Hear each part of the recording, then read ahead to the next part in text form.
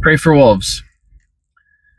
Recently, I started journaling, and this is the first time in my life that I've really kept a journal. So far, I have about 6 to 8 pages written down, completely full, and I started about a week or two ago. One thing that journaling has helped me to see is that one of my favorite coping mechanisms is living in the past. And one thing that's intriguing to me is that recently I've been living in the past of like 2019 to up until recently. So from like 2019 up until now, 2025, I have been living in the past, and I've been romanticizing memories from these past 5 or 6 years or so. But I think that as I'm journaling and as I'm doing online therapy and as I'm working through all these different aspects of myself and my past, I think it's very interesting. And I think now more than ever, I'm aware of just how stupid it is to live in the past. And I guess I say that because I don't really have a better way to phrase it at this time, but it really is dumb. And here's why. Here's why I think that. Because I realize that from 2019 up until now, in terms of my spiritual and emotional well-being, these have been the worst years of my life. These past 5 or so years have been the worst years of my life. The point at which my inner turmoil, my inner spiritual disaster has been the absolute worst that it's ever been.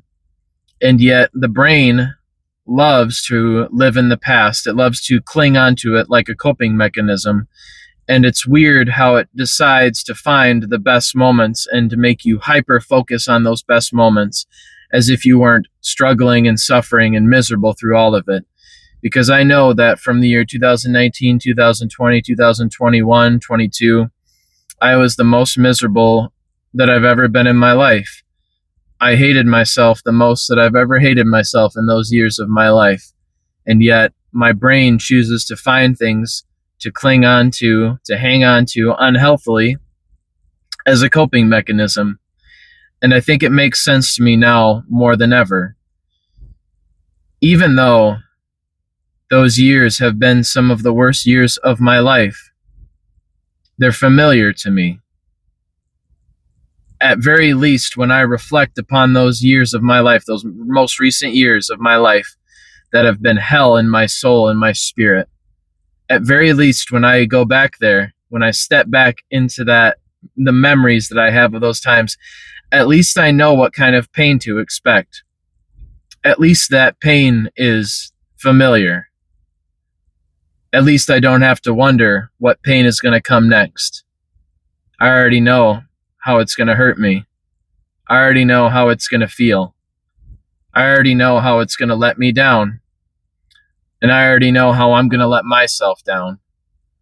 I already know how I'm going to fail. I don't have to worry about the uncertainty of tomorrow if I live in the past. See, it's interesting.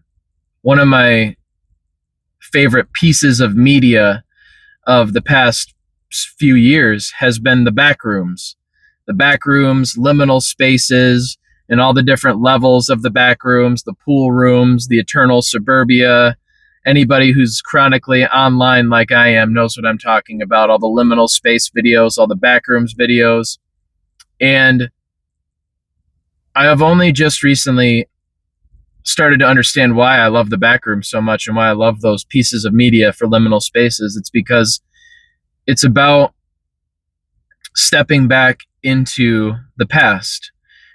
You are manifesting the past into a physical realm that you can step back into. But there's only one issue, is when you step back into the past, no one else is there. It's just you. You're all alone in these memories that you have. And the more you spend time in them, the more alone you feel, and the more you realize that it's not worth hanging on to them. It's not worth going back there, because all the people that were there are gone. And as you return to them, you notice that things are different. And you know in your heart of hearts that the way you remember it is not the way it really was. It's the way that you either choose to remember it or it's the way that you wanted it to be. But reality is often a funny and fickle and fleeting thing to focus on, because as soon as the present becomes the past, the reality gets warped and twisted by our minds. Because no matter how hard we try to fight it, our minds will always do the best to twist things into a way that is more digestible for us, that's more comfortable. This is why it's so hard for people to have straight conversations about things. This is why it's so hard to pass wisdom to others, because a natural, I guess, defense that we have as human beings is to think that we have all the answers and that we know everything. Because when we are corrected, it makes us feel small. It makes us feel like we are less than. I have found that as I'm journaling, I'm realizing just how unhealthily I have lived my life in terms of the way I've handled my emotional state, my emotional well-being, regulating my emotions, and especially my anger.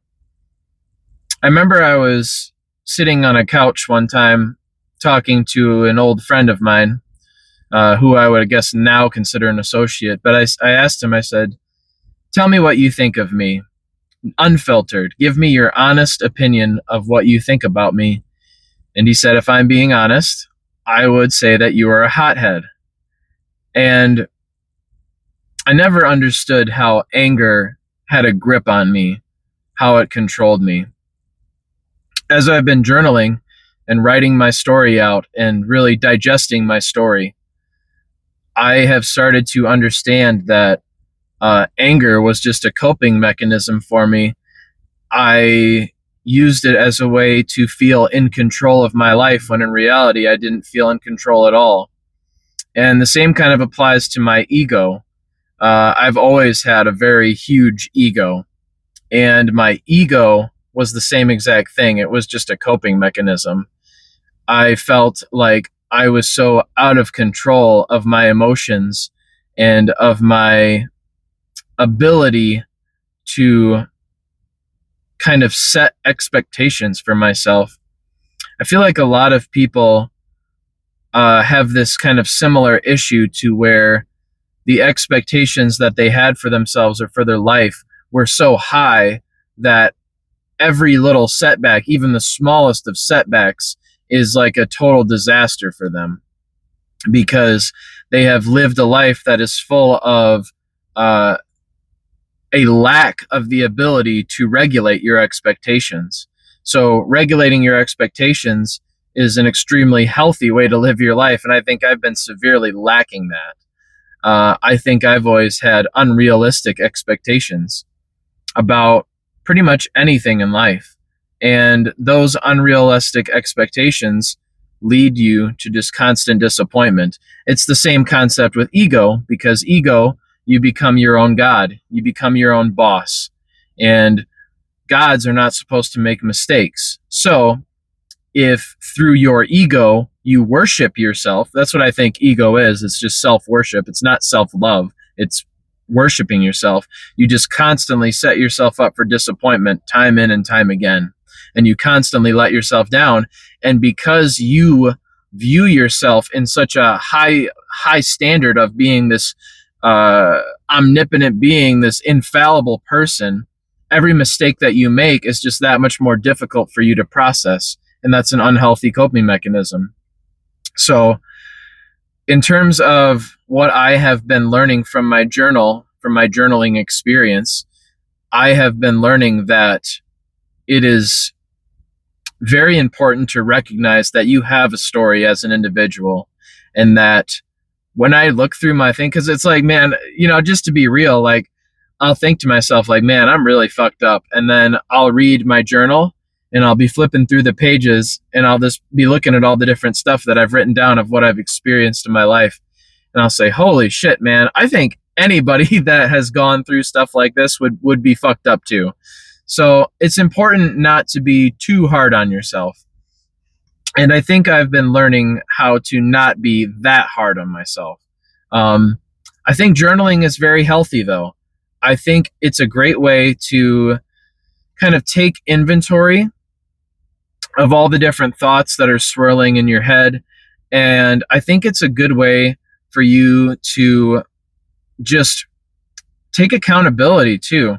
It's a good way for you to take accountability of your emotions and to be able to recognize how certain moments in your life, like let's say you had an embarrassing moment or a bad experience or a bad moment at one point in your life, the more that you journal and the more that you kind of work through it, the more you're able to understand and the more you're able to see how all these different moments sprinkled throughout your timeline of your life affected these other moments. You're able to cross reference. When you journal, you're able to cross reference and you're able to understand how all these seemingly unrelated, or maybe you just never took the time to think about it, how all these different moments are connected in your life.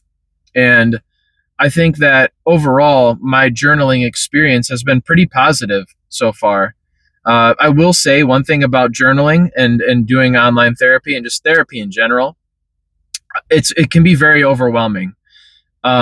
Recently, I have had no interest in any forms of escape. I've had really no interest in playing video games, no interest in watching movies, TV shows, even like music and stuff. And music is my jam. Music is like my number one thing in life is music. And even music and stuff, I haven't been as interested. I've just been like every day I'm taking notes in my phone, and because I want to write about it later in my journal. And I want to sort through and I want to work through all these things that I've been pushing down and I've been avoiding for a majority of my life that I haven't been dealing with.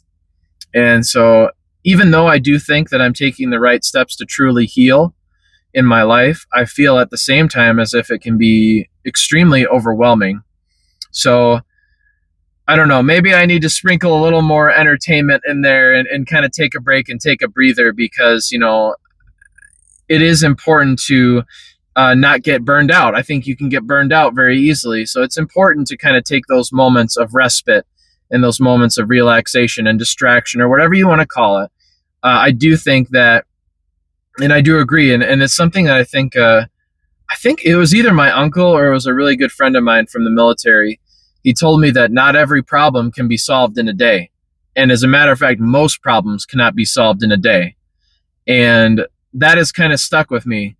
I think it was my sergeant. But I think he told me that not every problem can be solved in a day. And I think that's facts. I think that is such great advice. And I have to kind of try and remember that. And I kind of try and have to remember that I'm doing everything I can, and that's all you can do. So those are my thoughts on journaling. I would recommend you guys try journaling if you haven't done it before. And if you do have experiences with journaling, then I would love to hear about it in the comments. I would love to hear about your guys' different experiences with your journaling and with working through all the different parts of your life, because this life is a journey and we all go through it in our own unique ways. So anyway, that's all I got for today. Thank you guys for watching. I hope you guys have a blessed weekend, and I'll talk to you on the next one. Peace out.